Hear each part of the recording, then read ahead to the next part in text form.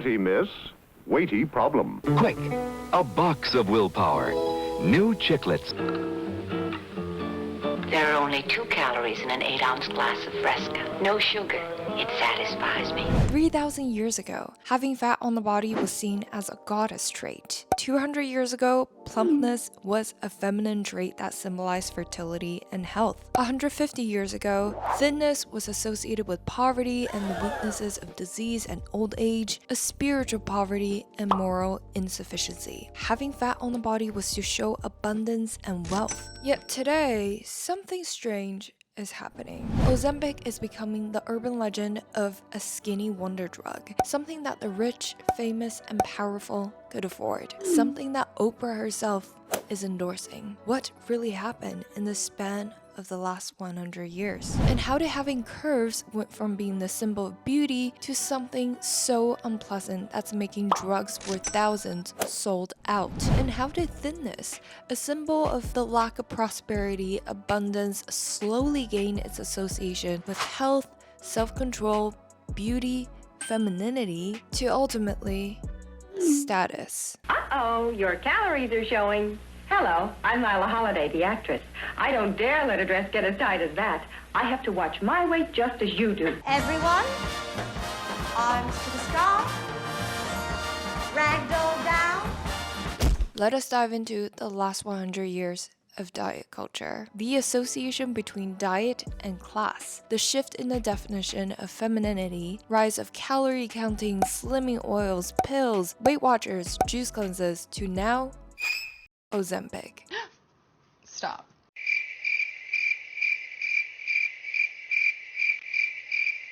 And at the end of the day, what good and harm did everything bring? Because dieting, weight, and body ideals are sensitive topics that might be triggering to some. If you do not feel comfortable, please feel free to skip this one.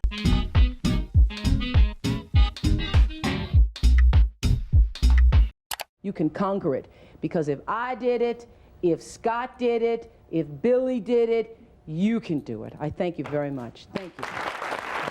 Last year I made a video about Ozempic, a drug for diabetes that many now use for weight loss as it makes them forget to eat. I said it will soon turn into a dangerous trend, much like the BBL epidemic. And surely enough, it's becoming as normal as how 2 years ago, planes were full of women flying back from Atlanta in wheelchairs after their BBL. You just flew in from Miami. All the BBL. Of course, everyone's bodies are ultimately their business. But because of how prevalent this new diet trend is, to the point that some of my friends who I love and care about are now taking it, I want to dive into the implications of this direction that our culture is heading toward. When you think about it, just like hundreds of years before, humans come in all sizes. Thinness and fatness on their own have no inherent meanings. If you tell a toddler you're fat, they will have no reaction to it. It's only when they learn to associate the term fat or skinny with the cultural context of it will they begin to react in a certain way. In other words, fat and skinny are merely descriptions. Just like how saying the sky is either blue or purple, the sky being blue itself does not inherently mean good or bad. They only begin to gain meaning as we add our interpretations to these observations. And in order to understand how the modern interpretations of thinness and fatness came to this scale, it'd be necessary to dive into the last 100 years of diet culture, of how thinness, a trait that used to connote poverty, disease, and insufficiency, begun its association with wellness, beauty, femininity, and status, and fatness, a trait for prosperity, abundance, wellness, became demonized. 뭐야? 내가 언제 다 먹은 거야? 딱 3젓가락만 말려 그랬는데. Pretty much all the food that we're eating is like a heart attack in a meal, but it's gonna be so good. And then you got to get back on your diet, though. Where did dieting begin? The word dieting is neutral. It is the practice of eating food in a regulated way to maintain, decrease, or increase body weight. But the way cultures viewed weight has drastically changed within 100 years of time. But first, what happened before the 1920s. The association between thinness and wellness actually began as early as the ancient Greeks. It was believed that if your body was as healthy and beautiful as a Greek god, that meant your mind was healthy too. Being quote-unquote fat was not only ugly, it was also a sign of mental imbalance. But we need to understand that fat here meant something completely different from the Ozempic ideal today. Greek goddess statues celebrated curvatures as signs of beauty and abundance. Venus de Milo would be 5 foot 7 inches, 171 pounds, with measurements of 35-inch bust, 30-inch waist, and 40-inch hips. Then the association between thinness and discipline began. In the first few centuries after Christ, many Christians believed that the physical body was the enemy of the soul, and people sometimes starved themselves to be holy. Further associations between thinness and health was reinforced by the world's first ever diet book, which was believed to be written by an overweight Italian in 1555. He limited himself to 12 ounces of food a day and 14 ounces of wine as a way of living long. Despite early positive associations with thinness, plumpness was not out of favor at all. In fact, diets of reduction were not at all popular amongst men or women.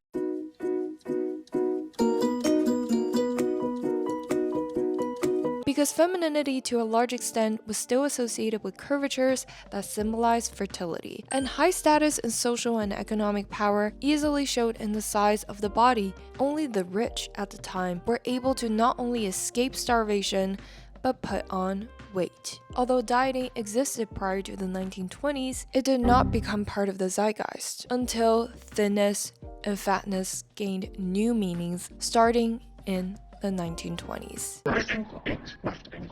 How long have you been measuring yourself like this? Every day for 10 years. 100 years of bloom of diet culture. 1920s.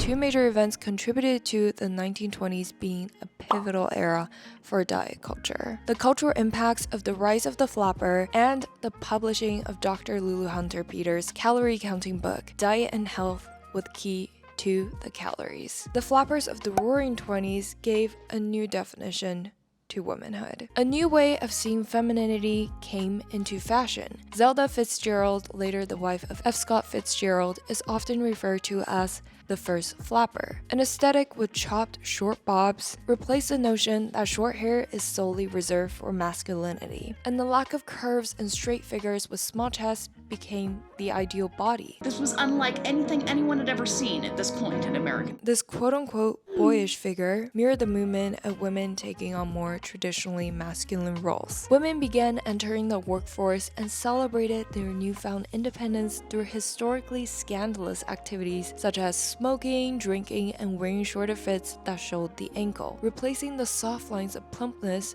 with more harsh lines of thinness. With any fashion trends, however, the admiration for a temporary aesthetic alone is not enough to give rise to the next 100 years of dieting. Until, with the combination of Dr. Lulu Hunter Peters' book in 1918, that arguably changed the face of dieting for the next century. Well, frankly, I don't want to get fat, but I do want to feel good. New delicious flavor. Just 9 teeny calories that taste like a million. Frequently cited as America's first best-selling diet book, the book sold 2 million copies, 800,000 in hardcover, and was in continuous publication from 1918 to 1939. The top 10 non-fiction best-selling books from 1922 to 1926. Calorie counting became the new obsession. 225 good-tasting calories mixed with milk.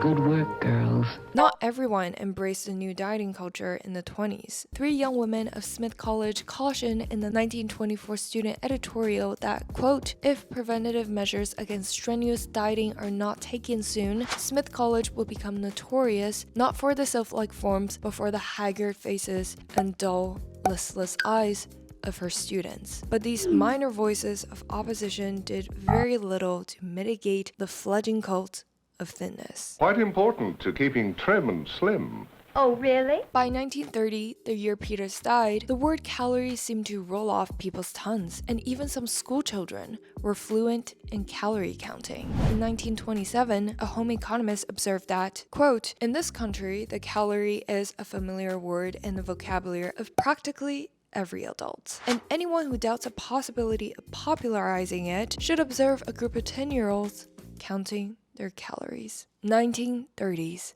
Don't lose hope. Lose weight. By the 1930s, newer dieting methods were on the rise. Of course, there was already Fletcherism. That was a craze in the United States and England around 1905 through the mid-1930s. Also known as the chew-chew cult, it is a method to, quote, chew until the food is completely liquid or at least 100 times. Its originator, Horace Fletcher, an art dealer in San Francisco who became the self-taught nutritionist, claimed he lost 40 pounds by chewing every mouthful at least 32 times. Took pride in the fact that he only pooped twice every month, and became a millionaire lifestyle influencer by telling people to chew as much as possible to lose weight. As absurd as it sounds to work your jaw to the extreme for one bite of anything, many famous and intelligent people were actually Fletchers, including John D. Rockefeller, Franz Kafka, John Kellogg of Kellogg's Cereals, and Henry James. The Great Depression that began in October 1929 was also changing Americans' relationship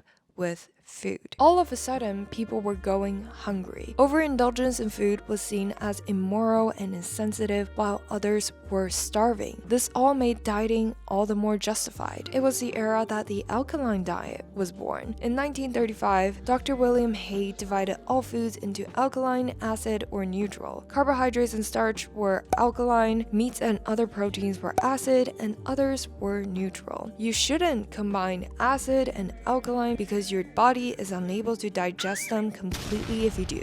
Oh no! There's actually nothing scientific about this, yet the diet still exists today. Moreover, the Hollywood grapefruit diet came out in the 30s, a precursor to the IU diet in 2010s. It is interesting that despite the economic downturn, all kinds of diet products were selling, such as Lamar's reducing soap, Slim's fat reducing chewing gum, Slimar reducing brush, and Lesser Slim figure bath oil. Over $50 million were spent each year on laxatives, which were used as an ingredient in quote-unquote reducing breads. The first diet drink, named Squirt, also went on the market. In a time where many were forced to starve, dieting became the symbol for the rich, as only the well-off could not only afford food, but also the ridiculous products that make you look deprived of eating. Just like how in this era, abundance is measured by the leisure of time instead of nutrients, the rich now romanticize labor and will choose to live on a farm or make food from scratch. 1940s. If you consume more calories than you need, you gain weight. 1940s was the World War II era. The slim boyish body went out of fashion and bust lines returned and stayed in fashion until around the 1960s. However, the rise of curves did not reduce the desire for thinness at the same time. It can put inches on the thin girl and fill her out. It can take inches off the fat girl and slim her down. It can reproportion the girl with the unsymmetrical figure so that her curves fall in the right places. Women's fashion was more structured and forgiving during the 40s with padded shoulders and managed tailoring that reflected the cut of military uniforms. But after the war in the 50s, there began a craze for an hourglass figure with a tiny waist. It is worth noting that television replaced radio as the dominant broadcast medium by the 1950s. Sure, film was already a popular source of media, but to have the influence of media at home open up a new can of worms. Instead of seeing the beauty ideals such as Marilyn Monroe on the big screen in the theater, 18-inch waists such as that of Liz Taylor now appeared in every medium-income household's living room. It's marvelous, less fat too. Marvelous, less fat too. Marvel has 90% less fat than these fat-filled instant milks for your calorie-controlled diet. Less fat too. This change in consumer behavior only gets repeated again and again in the computer to now the phone-dominant digital era. The technological change also facilitated the widespread demonization of fatness. The ad for Rye Crisp crackers summarized the sentiment toward fatness in its harsh headline. Quote, "No one loves a fat girl." And the pressure to stay thin was on men too. Elmer Wheeler's book, titled The Fat Boy's Book, How Elmer Lost 40 Pounds in 80 Days, sold 112,000 copies. It is also worthy to note that with the growth of television as a medium, harmful caricatures such as the mammy have been enlarged and portrayed in offensive manners. Sitcoms often intentionally portrayed enlarged people, often of color, in scornful manners, as a recurring pattern even in children's cartoons. At the same time, the Met Johnson Company introduced the Metrical. Metrical isn't chicken and dumplings. It is a simple, safe way to lose weight without hunger. A liquid shake advertised as, quote, "neither a drug nor food that you can drink instead of eating a regular meal." Each can of liquid makes an individual meal. Metrical helps you restrict calories while providing sound nutrition and appetite satisfaction. To lose weight, try Metrical soon, frozen or liquid. This marks the beginning of a whole slew of inventions that aim to replace food with things that trick the body into thinking that it is not hungry, which rings a bell to Ozempic, to avoid being fat, a term that has become more and more derogatory. 1960s. They're the diet lunch that you can crunch out loud. Figurines, crunch, crunch, crunch, crunch, crunch. The 60s marked another pivotal moment in diet culture in 5 ways. First, baby boomers were moving into their teens and 20s. The prom diet began appearing in magazines like 17, Glamour, and Cosmos, and the 1960s fashion called for a slim, boyish, androgynous body. Second, the urge to fit into a standard became increasingly intense, and is especially evident with the rise of celebrity culture. Elvis Presley struggled with his weight as he approached middle age. He tried the 1960s fad diet, the Sleeping Beauty diet, to take sleeping pills and not eat while you're in almost a coma state for the next few days. Third, more innovative diet foods are now available, including Seago, a meal replacement shake with only 225 calories available in delicious flavors, such as chocolate, chocolate coconut, vanilla, strawberry, banana. It's a complete 225 calorie meal for your diet plan. Seago is the good tasting one that helps keep you slender. By 1961, there were more than 100 meal replacement products on the US market, a market that has now entered a $6 billion range. Moreover, this marked the beginning of substitution. With the rise of artificial sweeteners, Diet Coke will become a staple that gave rise to a whole new market of diet sodas. Actually, this individual-sized bottle has no more calories than half a grapefruit. Fourth, the medical community got involved. Diet pills, which contain amphetamines and dinotrophenol to increase your metabolism rate. These drugs were already being widely prescribed for depression and have been widely abused for decades. And this is where the direct parallel with Ozempic begins. Neither drugs were meant for weight loss, but began to be seen as a newfound solution to the rising negative sentiment towards fatness. Amphetamines were not only quote-unquote chic, they were considered harmless and non-addictive. Neither was true. Dr. Max Jacobson, known as Dr. Feelgood, injected his patients with a combination of B vitamins, hormones, and methamphetamine for energy and weight control. Among his clients were President and Mrs. John Kennedy, Truman Capote, Tennessee Williams, and members of the Rolling Stones, which further highlights something pivotal in diet culture. Thinness was no longer just the ideal of wellness. It trespassed to the ideal of beauty, then wealth, and power. Although everyday people might be able to indulge a Diet Coke or chocolate Seago to replace a meal, It's the refreshingness. the amphetamine injections by Dr. Feelgood could only be afforded by the rich and the powerful, while the rest who do not belong to this club do all they could to reach as close to this socially constructed good trait of thinness. Thus, fifth, Weight Watchers had gone public in 1962, where within a year, 400 people lined up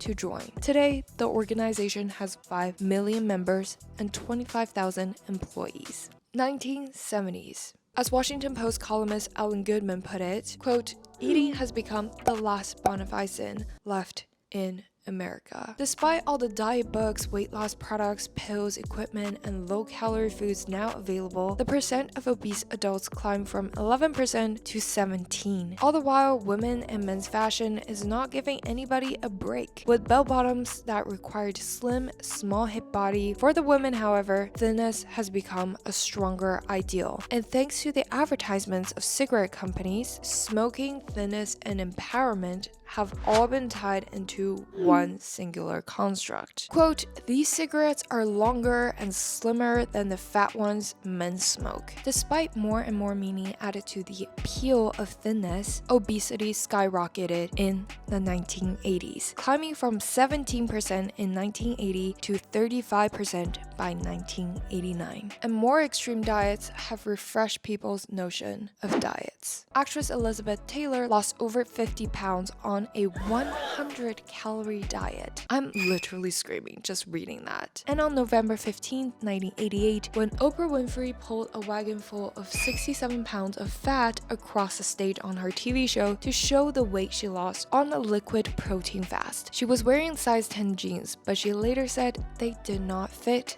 by the following week when she started to eat real food again. I fasted without cheating for a solid 6 weeks. If I did it, you can do it. And this is when anorexia, or refusing to eat, became a media fad that plagued into the 90s. According to Rudd Center, hiring against obese people was worse than the discrimination toward race, sexual orientation, or disabilities. Young girls told researchers in 1997 that they are more afraid of being fat than they are of losing their parents, having cancer, or going through a nuclear war. Not only were over-glamorized meanings attached to thinness, negative meanings and discrimination against fatness were not yet peaking. 2000s. Starting with the Y2K aesthetic, thinness has now transformed into the norm of beauty. From the Tumblr thinnspos to flat tummy teas held by the Kardashians to slim shakes that need to give thanks to their predecessors like Seago to juice cleanses that promise to reset your body in just 21 days and with, of course, no solid food.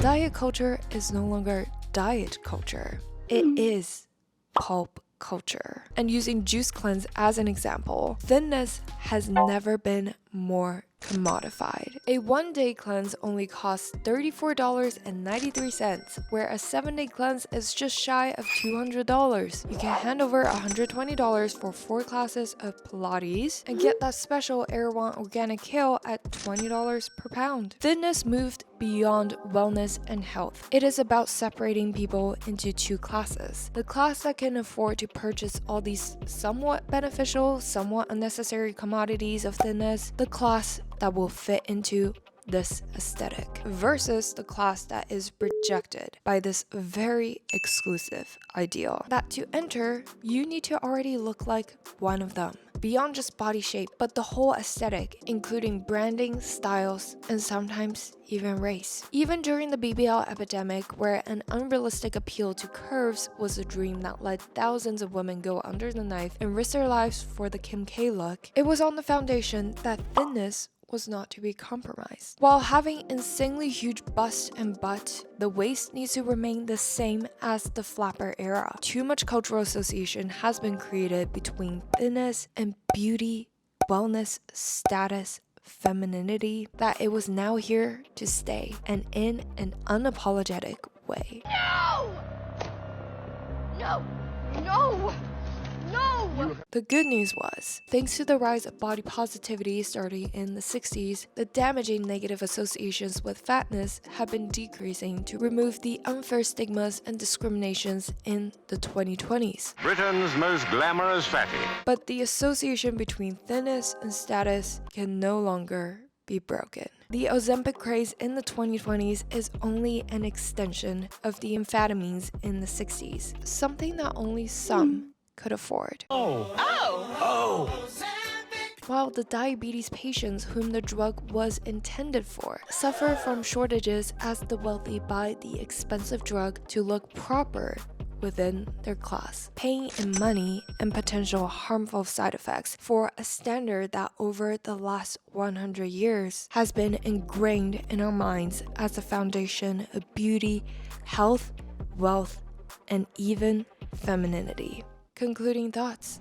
With 100 years of dieting under review, we need another reminder that fat and skinny had no inherent cultural meaning until we shape them as they are. And both the over-obsession with thinness or extreme positivity for fatness are unhealthy on a physical and emotional level. But at the end of the day, are diets quote-unquote bad? Just like I said in the beginning, a diet is only the practice of eating food in a regulated way. It is not inherently good or bad. From my view, there is only, is it suitable or is it not? At the end of the day, what does the diet achieve? Whether if it's a diet that cuts out or add in a bunch of foods. If it makes someone more well off physically and emotionally, then objectively that diet is good for them. The only issue with diet arises when collectively we only focus on what the commodity of thinness